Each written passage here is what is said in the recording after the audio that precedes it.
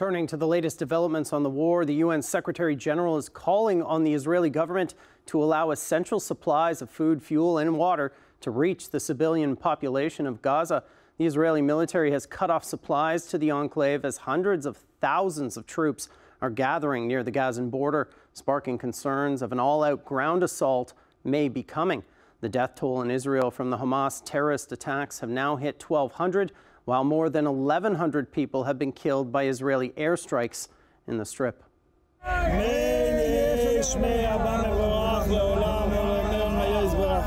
prayer for the dead as rescuers retrieve more than 100 bodies from the tiny community of Be'eri, one of the worst hit of the 14 border communities overrun by Hamas terrorists on Saturday. Unbelievable, the casualties that we saw, what was done to the families, to the children, but something like that I never saw.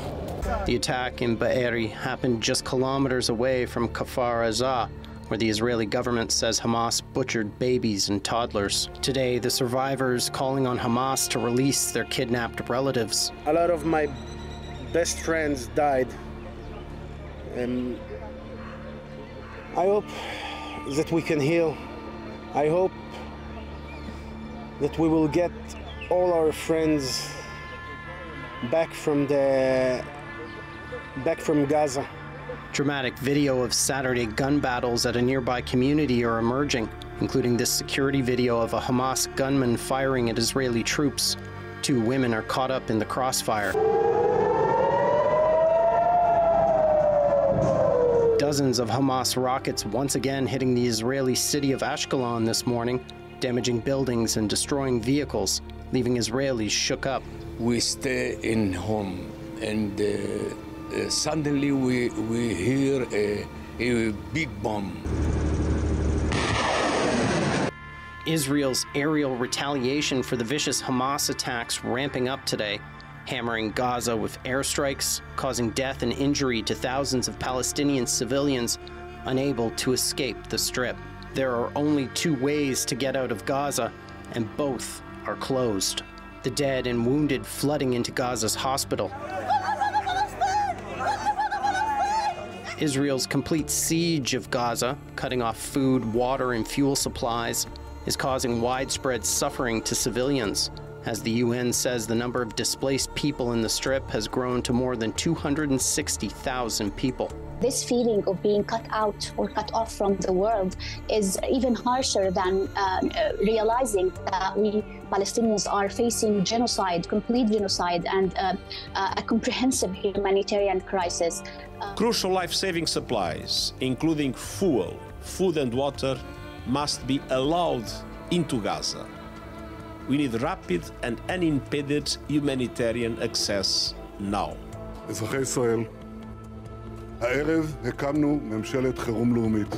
Prime Minister Benjamin Netanyahu has formed an emergency unity government with opposition leader Benny Gantz vowing to wipe Hamas off the face of the earth as Israeli troops mass near Gaza, preparing for a potential ground assault. A second front may emerge in this war as the terror group Hezbollah, a group backed by Iran and based in Lebanon, exchanges fire with Israeli troops on the northern border. There were reports of aerial incursions today as well, but so far, no casualties. For more on the war, I'm joined by Aurel Braun. He's a professor of international relations and political science at the University of Toronto. Aurel, thanks for joining us. Thank you. We're hearing about clashes and reports of infiltrations along the Lebanese border. How could that change the war? There is justification for extreme caution and concern, in fact, in Israel, because any involvement by Hezbollah would not only create a second front, but Hezbollah is vastly more powerful than Hamas. They have an arsenal of at least 150,000 rockets. They are essentially a proxy of Iran, very heavily armed. And that conflict would lead to many, many casualties in Israel. So at this point, Israel is trying to deter Hezbollah from entering it. This is what Western powers are doing as well, while Israel is preoccupied with the situation in Gaza. Do you think Hezbollah sees the Hamas attack as an opportunity to also attack Israel? They may think it's an opportunity. Certainly, Iran which wants to see as much turmoil as possible. And the Wall Street Journal claims that they have credible evidence that Iran was involved in the planning. Iran does not want to see an enlargement of the peace process, a growth of the Abraham Accords. It may not be coincidence at all that this conflict started just as Israel and Saudi Arabia appear to be on the cusp of an agreement to establish diplomatic relations. And that would be very important both substantively and symbolically. Not only is Saudi Arabia a very powerful Arab state that is opposed to Iran, but also it is a country which has the two holiest sites in Islam, Mecca and Medina. And a peace agreement would have sent a message that it was time for the Arab states to normalize relations with the Jewish states. So this war in Gaza has put that process between Israel and Saudi Arabia on the back burner, if not scuppering it altogether. How does the creation of this emergency unity government change how Israel can respond to the war?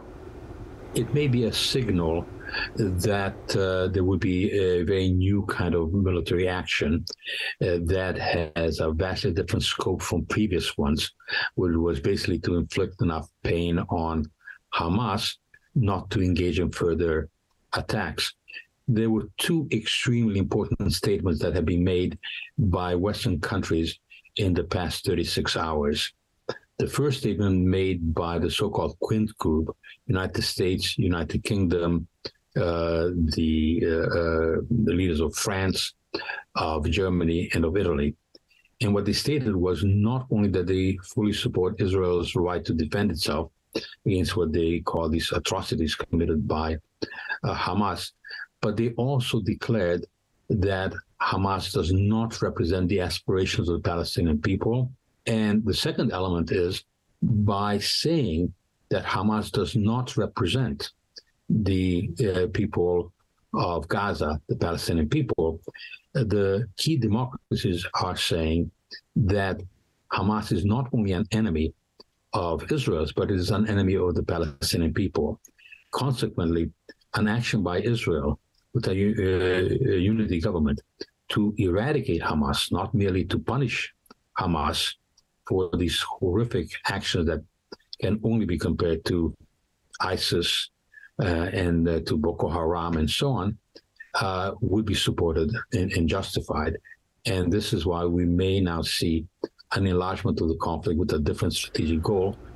Do you believe a ground infiltration of Gaza is the next step in the Israeli response? There is a higher possibility that indeed Israel has come to a conclusion, as perhaps from the statements that I quoted, so have the key Western states, that there's no choice, that Hamas is not only an enemy of Israel's, but is an enemy of the Palestinian people, and that there's no other solution but to eradicate them the way there was an attempt to eradicate Al-Qaeda and ISIS.